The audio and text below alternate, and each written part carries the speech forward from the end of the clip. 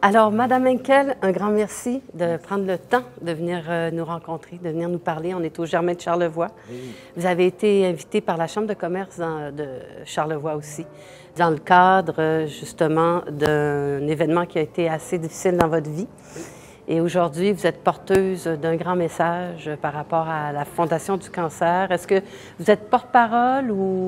Bien, je suis ambassadrice, on va dire, porte-parole pour cette campagne. Oui, oui. C'est une campagne pour la province, à travers la province du Québec. OK. Et pour ceux qui ne le savent pas, vous et votre fille avez traversé les tumultes de cette maladie très difficile. Et j'ai lu qu'une personne sur deux, là, c'était en milieu de travail, mais est-ce que c'est dans la vie courante? Dans la vie courante. Une personne sur deux? Oui. À toutes les 8 minutes, vous avez quelqu'un chez nous qui est diagnostiqué d'un cancer. Toutes les 8 minutes. Toutes les 8 minutes? Toutes les 8 minutes. Et toutes les 63 minutes, il y a quelqu'un qui décède d'un cancer. Donc, c'est une réalité, c'est vraiment une réalité et on le dit, je pense que d'ici les prochaines moins de 10 ans, c'est un Canadien sur deux qui va avoir un diagnostic de cancer. Mais comme je dis souvent, avec ça, parce que c'est quand même une prise de conscience, mais avec ça vient le fait que grâce à la science, grâce à la recherche, il faut en parler aussi. Il y a quand même 64% de ces cancers-là, que les personnes sont atteintes, qui survivent et qui vont très bien après. Donc, c'est pas tout mauvais. Est-ce que la prévention peut être vraiment un élément salvateur? Moi, je ne sais pas comment vous avez su, comment votre fille l'a appris. Est-ce que, en ayant plus de prévention, vous auriez été à même peut-être de le vivre autrement? Il y a des diagnostics, malheureusement, qui n'ont pas de signaux, qui ne donnent aucun signal. Mais le fait de faire des visites régulières chez le médecin, que ce soit pour le cancer du sein, donc la prévention quand on fait la mammographie, quand on fait un suivi régulier et en plus le gouvernement nous envoie quand même tous les 2 ans, il faut en profiter, il y a des gens... Des rappels. Des rappels, puis il faut être assidu, donc oui. Dans d'autres cas, puis je m'adresse aussi beaucoup à ces messieurs, qui, quelquefois, je le vis avec mon fils, il a 42 ans, puis non, mais ça va bien aller. Il n'y a pas d'âge, il n'y a pas de moment, ça ne choisit pas un timing, ça vient. Donc, le fait d'avoir fait des suivis de façon pondérée, régulière, permettrait, oui, de prendre, peu importe le diagnostic, tôt. Ça, c'est certain. Par contre, il y a des maladies comme ce que ma fille a eu. Elle a eu un lymphome important, ici, entre les poumons et le cœur. Il n'y avait aucun signe. La seule chose qu'elle a eue, c'est quand il a vraiment pris de l'ampleur. Puis, parce qu'on ne va pas se faire des radiographies tous les jours. Ça, exactement. Puis elle était jeune, elle avait 33 ans, je veux dire. On ne s'imagine pas, on ne pense pas que ça arrive. Mais non. Et donc, quand elle a commencé à avoir mal à une épaule, pourquoi? Parce que ça tirait, justement. Donc, elle est allée, puis elle a parlé de son épaule. On pensait que c'était physio. Donc, l'ordinateur, vous savez, on pense toujours musculo-squelettique. Oui. Mais en réalité, quand elle a commencé à faire de la fièvre, on est allé voir et c'était quand même très important. Donc, il y a des choses qu'on ne peut pas prévoir. C'est donc comment on va le vivre et comment on va s'occuper du poste. Parce qu'on oublie vite, hein? L'être humain oublie vite. Donc, on reprend des fois des habitudes qui ne sont pas toujours les meilleures. Mais je dois vous avouer que c'est l'accompagnement, c'est aussi la volonté de changer notre façon de faire, parce que ça veut dire une adaptabilité ou une réadaptabilité à une façon de vivre. Mieux marcher, mieux manger, mieux penser, diminuer le plus possible tous les agents de stress qui peuvent créer encore plus d'acidité dans le corps. Essayer du moins d'avoir une conscience, parce que avec tout l'amour que j'ai pour notre système, enfin je ne dirais pas le système, mais plutôt les humains, les médecins, les infirmières, les préposés, oui, ils sont là. Oui, on a de très bons médecins, on a de très bons chirurgiens. Puis on a un système, une fois que tu rentres, comme je dis, dans la machine, tu es soutenu. Mais on est responsable de nous-mêmes, Valérie. Oui. On est responsable de nous-mêmes. Ça veut dire que il ne peut pas y avoir d'amélioration si on n'est pas conscient qu'on doit se prendre en main, d'abord et avant tout. Oui, on a une richesse, il s'agit de s'en occuper, effectivement. Oui, il faut. Combien de personnes me disent, oui, mais mon médecin, Non, non. Moi d'abord, moi. Et dans tout, c'est la même chose. Oui. C'est qu'est-ce que je fais pour moi? Puis comment est-ce que je réalise que je suis imputable de ma propre façon de vivre? Ça ne veut pas dire, comme je l'ai dit, que ça va éviter d'avoir... Non, ça va juste peut-être ralentir, peut-être même quelquefois, oui, trouver le diagnostic plus rapidement, puis pouvoir s'en occuper rapidement. Mais il faut qu'on soit conscient aussi des changements qui vont s'opérer dans notre corps. Tu sais, des fois, on est plus fatigué. Pourquoi? Des fois, on n'a plus faim. On perd du poids. Des fois, on en prend, mais on ne sait pas pourquoi. Est-ce que c'est hormonal? Est-ce que c'est métabolique? Est-ce qu'il y a quelque chose qui vient de changer? Il faut consulter. Il faut consulter.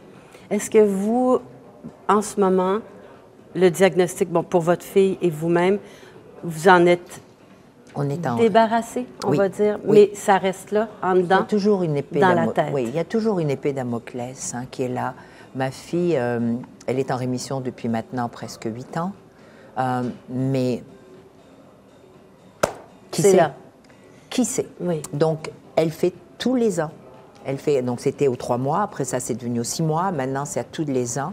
Elle fait ses contrôles, elle est suivie de très près, parce que ce qu'elle a eu, c'est quand même assez important, merci. Et donc, le corps a déjà fourni ça, peut encore le faire. Donc, il faut vraiment un suivi très serré. Dans mon cas, moi, bien sûr, même si c'était un cancer du sein stade 1, qu'on le veuille ou pas, ça peut revenir là ou ailleurs. Donc, moi aussi, je dois me faire suivre et c'est ce que je fais. Donc, avec la Fondation, il y a des ressources aussi, c'est ça qu'on parle. Absolument. On peut aller chercher de l'aide, que ce soit justement psychologique aussi, parce qu'on a besoin d'être appuyé dans ces démarches-là. On a besoin de sentir les gens autour de nous pour... C'est plus de 50% de guérison. C'est le soutien que l'on peut obtenir autant de l'écosystème, donc de santé, que l'écosystème entrepreneurial, que l'écosystème familial. C'est comment on arrive à savoir qu'on n'est pas seul. Donc, une des raisons pour lesquelles j'ai accepté de faire cette tournée-là avec la Fondation québécoise du cancer, c'est que pour l'avoir vécu, je suis entrepreneur. Mes filles sont entrepreneurs. Puis, on a essayé de faire les choses, je pense, le mieux possible. Mais est-ce qu'on était vraiment préparés? Est-ce que je connaissais les services que donnait la Fondation québécoise du cancer? Mais pas du tout. Je ne savais même pas que ça... Oui, on entend. Oui. On entend beaucoup la Fondation du cancer du sein, on entend beaucoup là. Mais la Fondation québécoise du cancer, pas du tout. Et là, je me suis rendu compte que j'aurais pu, moi, mais ma fille aussi, être accompagnée de multiples façons, ne serait-ce que de prendre le téléphone et de parler à une infirmière spécialisée, à un psychologue ou une psychologue, à une massothérapeute, peu importe, il y a des services, de savoir qu'il y a des services qui sont gratuits, qui sont là pour nous. Ben, je ne le savais pas. Donc, cette tournée-là... C'est pour permettre aux gens de prendre connaissance des possibilités, d'aller chercher de l'aide. Absolument. Et de prendre aussi l'information. Comment on se prépare? Est-ce que tu as ton testament?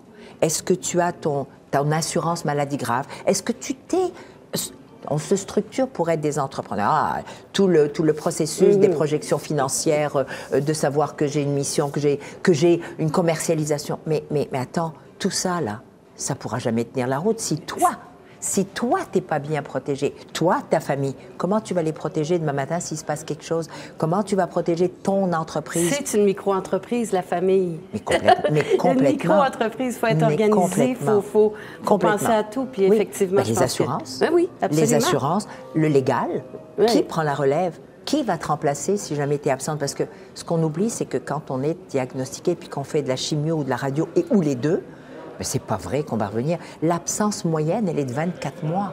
Puis quand on revient, on n'est jamais à 100%, mais jamais de la vie. On oublie, puis tu sais, c'est comme, on disait tout à l'heure, comme un vrai brouillard. Mais il faut être empathique, il faut comprendre que c'est pas parce que la personne le fait exprès. Elle est juste pas capable de pouvoir passer au travers de tout ça, avec tout ce qu'elle vient de vivre au niveau traitement. Oui, puis donc, ça prend du temps, même émotivement, ça prend du temps à tous les niveaux. Donc, être préparé, oui. C'est une des raisons pour mes entrepreneurs, pour nos entrepreneurs, qui sont le poumon du Québec, comment on les aide, comment on les informe de tous les outils qu'ils peuvent avoir autour d'eux, pour eux, mais pour aussi leurs employés. Oui, parce qu'on va juste spécifier que la conférence porte vraiment en milieu de travail parce que, sans vouloir trop changer de sujet, mais il y a tellement de choses que j'aimerais aborder avec vous parce que, oui, on vous sait entrepreneur, auteur, conférencière, animatrice. Conseillère stratégique, oui. Et mon Dieu, là, quand on se met à lire, bon, vous avez des best-sellers dans vos écrits, mais quand on se met à lire toutes les nominations, c'est interminable. Moi, j'ai arrêté après 22. J'ai dit, bon, ben, ça va. On sait que... Je sais qu'à l'époque, vous aviez participé aussi à Femmes Essor, parce que moi, je faisais partie, parce que c'est les femmes entrepreneurs. Oui. Alors, tout ça, ça fait un immense bagage, mais j'ai trouvé des choses vraiment magnifiques aussi, ben, plein de choses dans votre discours. Mais vous parlez...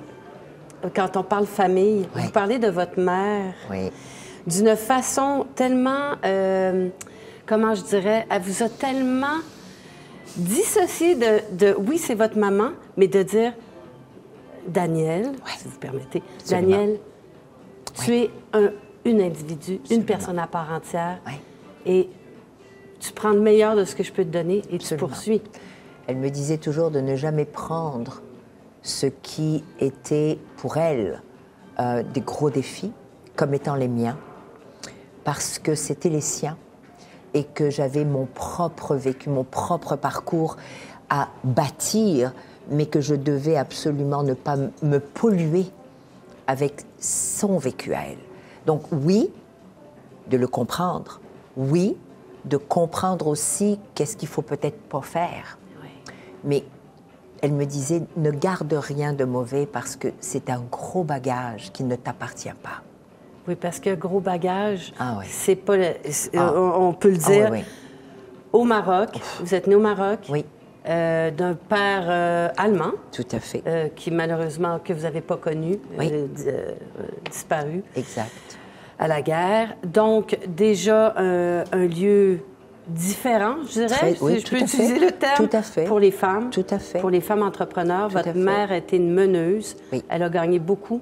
Elle a perdu beaucoup.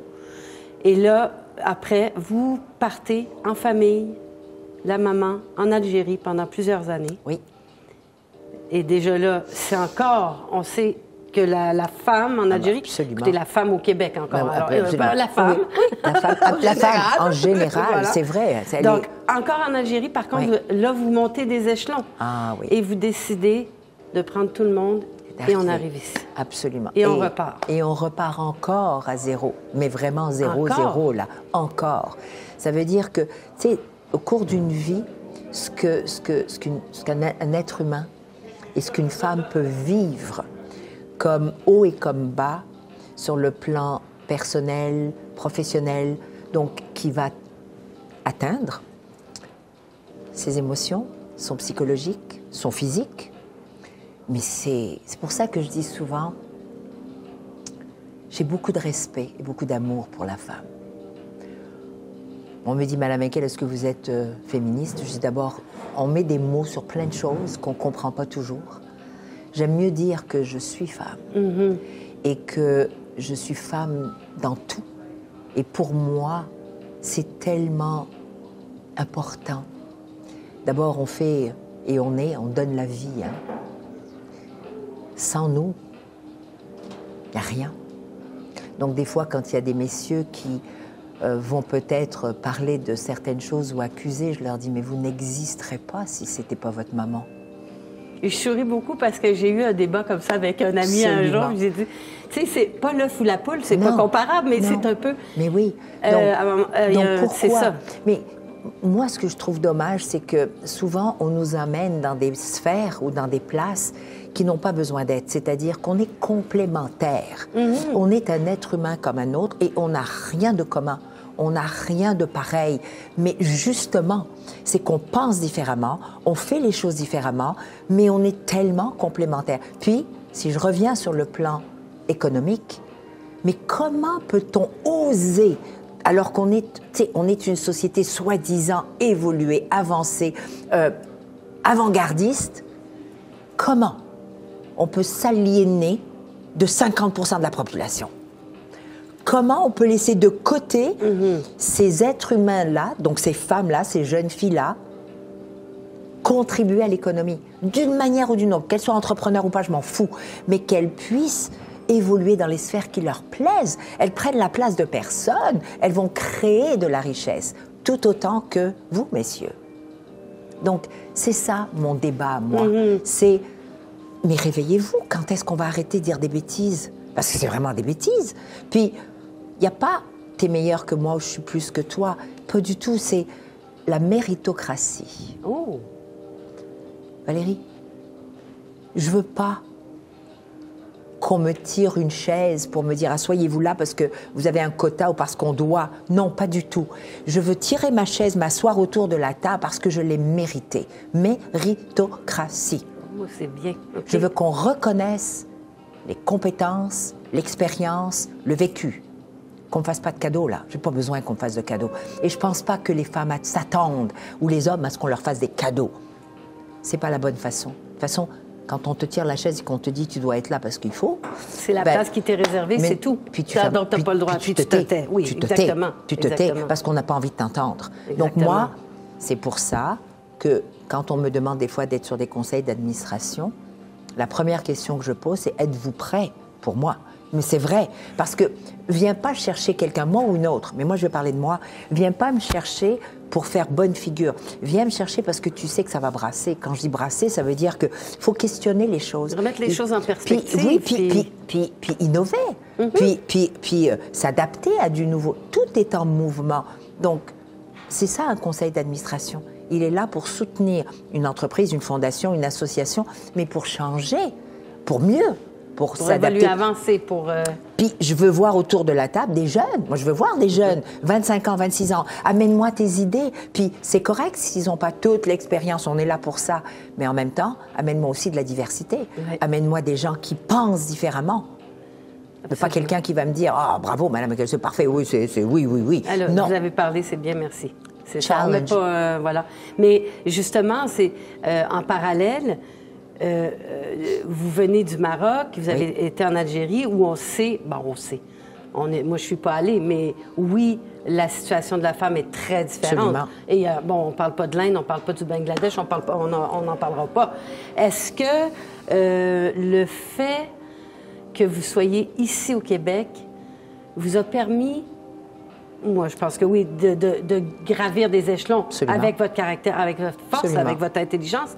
Est-ce que vous pensez que vous auriez eu des opportunités là-bas qui seraient égales un petit peu? Alors, étant donné que je ne l'ai pas vécu, je ne sais pas, mais je vais quand même répondre basé sur ce que j'ai vécu là-bas de l'âge de 26 ans à l'âge de 34 ans. Donc, quand même. Vous savez, j'ai travaillé pour le département d'État américain. Oui. J'ai travaillé donc pour l'ambassade des États-Unis d'Amérique en Algérie. Ça, c'est quelque chose... C'est pas rien, quoi. C'est quelque chose qui est impensable. Absolument. Qu'une femme, mariée d'un haut fonctionnaire algérien, se permette de travailler comme conseillère politique et économique pour le consulat des États-Unis d'Amérique. C'est comme... Alors, j'ai vécu, et c'est dans mon livre, plein de choses. J'ai été arrêtée, j'ai été questionnée, j'ai été sur table d'écoute. Mais j'ai gravi les échelons. J'ai été nommée 10 ans après, la FSN, Foreign Service National, numéro 1 au monde. Incroyable. Comment vous obtenez ça? Un téléphone, une clarté, un travail assidu, mais une correction.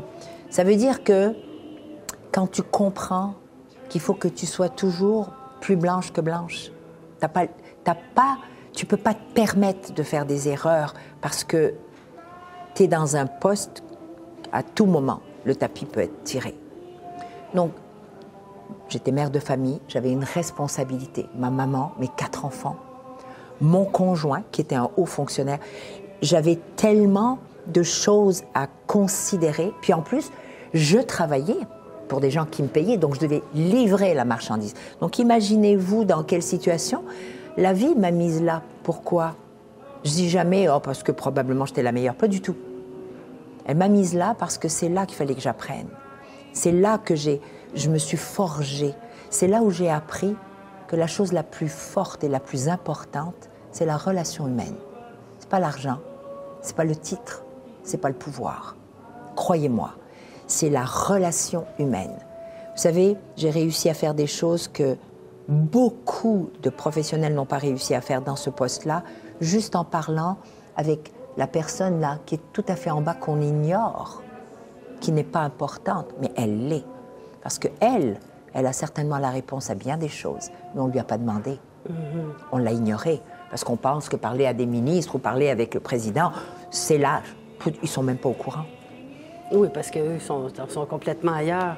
Mais donc, vous avez eu cette opportunité, vous avez eu. Oui.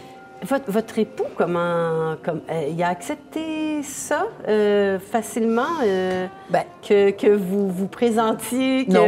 Non, c'est ça que j'allais dire. Non, bien sûr que non, j'ai pas rendu sa vie facile. C'est sûr que là, on arrive avec quelque chose de très différent. Mais complètement, mais lui aussi, il a été questionné, il était quand même haut fonctionnaire, okay. Mais bien sûr, c'était comme... Puis il leur a dit, si vous voulez lui dire quelque chose, allez-y vous-même. Voilà. Parce qu'elle n'écoute pas. Non, mais c'est vrai. Oui, il leur a dit arrêtez de me parler à moi. C'est pas moi qui vais l'arrêter. Elle est inarrêtable quand elle a quelque chose dans la tête. Donc allez-y. Et ils sont venus. J'ai été questionnée. Voilà, puis je leur ai dit si vous êtes capable de me payer en dollars US, alors que vous savez à ce moment-là c'est une monnaie encore locale. Oui. Si vous êtes capable de me payer autant pour subvenir à ma famille, I'm yours. Oui. Je travaille avec vous demain matin. Moi, je travaille pour ma famille. Je ne travaille pas pour un parti politique ou pour un pays. Je travaille pour ma famille. Je fais un travail correct. On m'a demandé de faire des visas, on m'a demandé d'organiser des rencontres, on m'a demandé de faciliter les échanges économiques et aussi au niveau académique. C'est ce que je fais. Voilà. C'est tout. On m'a demandé, je le fais. Puis, je ne fais que ça. Donc, allez pas chercher midi à 14h, c'est ça mon travail. Mais on sait que vous étiez dans la période où l'Algérie continuait, mais que les violences augmentaient passablement. C'est vraiment des... La montée de l'intégrisme, absolument. Exactement. Oui. Donc là, quand vous êtes arrivé ici, donc dans les années 90, oui, vous avez, 90. Comme je dis, vous avez pris famille, bagages, vous avez un petit peu essayé de tâter le terrain là-bas en disant je veux partir. C'était pas nécessairement accepté de tout le monde. Non, mais c'était pas accepté. C'est ça, c'est une très grosse décision. Puis là, j'en reviens encore à votre mère parce que ça m'a vraiment touchée. Les valeurs, la ténacité, l'amour de l'autre et transmettre les connaissances. Vous êtes tout ça à la fois. Oui. Votre maman n'est plus ici. Non. Avant qu'elle parte, votre maman, puis je ne veux pas pleurer, mais avant qu'elle parte, votre maman, qu'est-ce qu'elle vous a dit en vous regardant? En regardant sa petite Danielle, qui est devenue une femme qui apprend aux autres femmes, qui apprend aux hommes, une femme qui apporte de l'amour, de l'intelligence, de l'intégrité. Qu'est-ce qu'elle vous a dit avant de partir? Vous savez ce qu'une maman peut dire? Pas besoin de beaucoup de mots, mais qu'elle était extrêmement fière. C'est pour cette raison aussi, hein, Valérie, qu'elle est dans moi, à tous les jours. À chaque fois que j'ai gagné un prix, à chaque fois que j'ai été nommée quelque part, c'est d'abord et avant tout Maman Eliane. Parce que c'est tous ces prix-là, puis toutes ces nominations-là, elle les mérite autant que moi. Elle m'a forgée. En fin de compte, c'est grâce à elle que je ne suis pas tombée de l'autre côté. C'est-à-dire le côté de l'aigreur, de la méchanceté, de la rigueur, de le monde n'est pas bon. Au contraire, elle m'a toujours dit, ça ne te servira à rien. Parce que c'est toi qui vas te brûler. Et elle avait raison. C'est quand on est méchant, la personne envers qui tu es méchant, c'est toi. C'est cette aigreur, tu es constamment dans un momentum qui n'apporte rien de bon. Au lieu de créer, au lieu d'essayer avance, mais avance en sachant aussi te tenir debout. Parce que c'est vrai que c'est pas tout le monde qui va te porter, c'est pas tout le monde qui va t'apprécier, c'est ce qu'elle a vécu. Mais c'est pas grave. Il faut surtout se poser la question, ce que je me pose souvent, régulièrement, Valérie, vraiment, c'est pourquoi?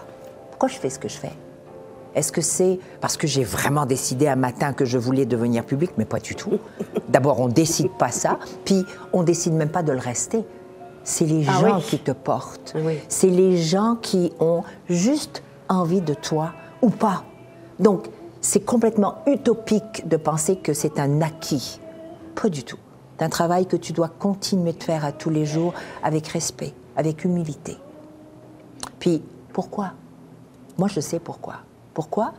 Parce qu'il fallait quelque part que je représente quelque chose pour continuer de motiver, inspirer nos femmes, nos filles, mais nos hommes aussi.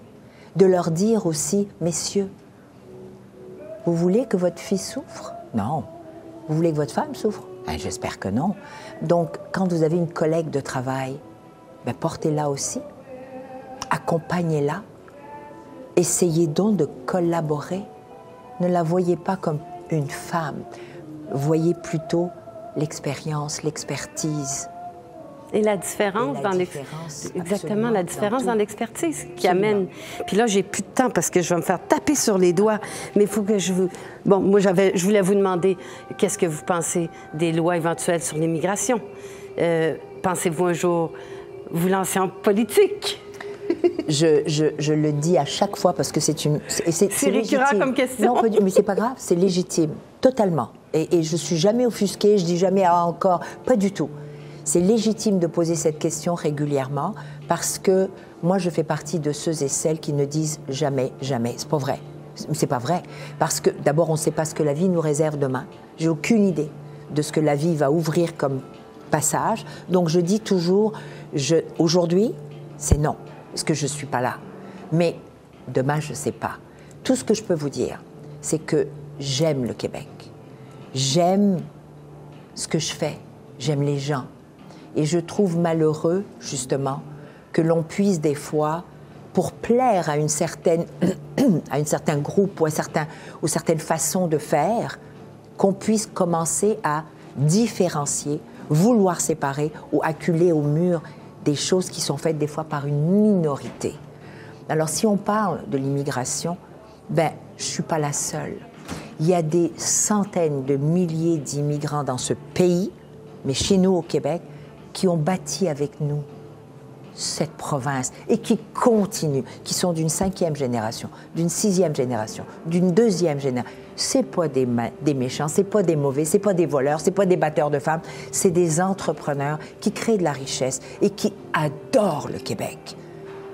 Alors, comment, quand on parle de l'immigration, je comprends qu'il faille, et on aurait dû le faire depuis très longtemps, gérer une certaine immigration, c'est-à-dire ne pas taguer les gens, mais de dire j'ai besoin de tant de personnes, on a besoin dans nos entreprises et de le voir venir à l'avance. Oui. Pas là. Ça fait 25 ans qu'on dit qu'on va avoir besoin, que la population était vieillissante, qu'on allait avoir besoin de main-d'œuvre. 25-30 ans qu'on en parle. Puis c'est là que l'on se réveille. Oui, mais on voilà. dirait que c'est le... Alors, qui veut travailler? Qui aujourd'hui? Bon, mais trouvez-moi des gens qui se lèvent tous les jours et qui disent « Moi, je veux relever l'économie de ma province, de mon pays. » OK. Alors, qu'est-ce qu'on fait? Ben, on va chercher des immigrants qui ont besoin de travailler pour justement des valeurs qui nous incombent à tous. Ils ne viennent pas ici pour mettre du trouble. Alors, on me parle de logement, on me parle de... Mais où on va, là? Mais où on va? De quoi on parle? De qui on parle, en fin de compte? Au lieu de rassembler puis de dire...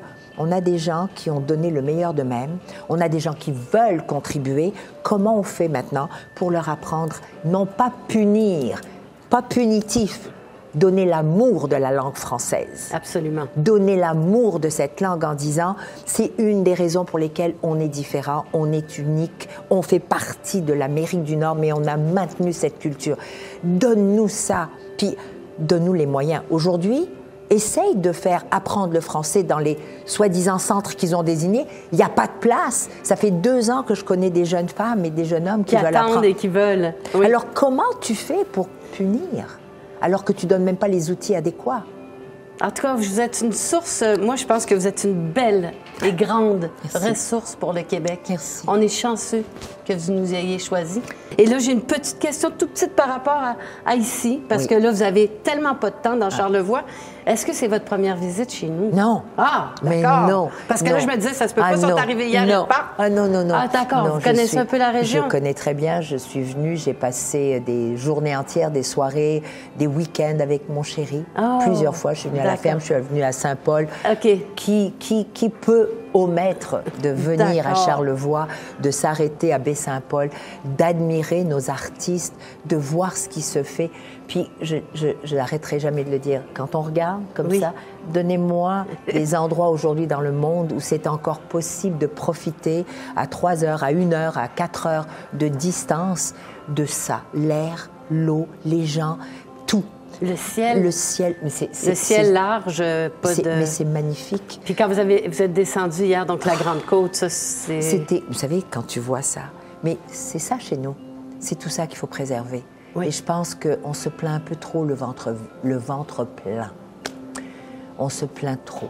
On ne connaît pas tous les ailleurs non plus. Non. Et il suffit juste de se relever les manches, puis de se tenir droit, d'être fier de ce qu'on a, fier de ce que l'on peut accomplir ensemble et d'arrêter de dire « moi je veux ». Donc, arrêtez de demander, allez le chercher.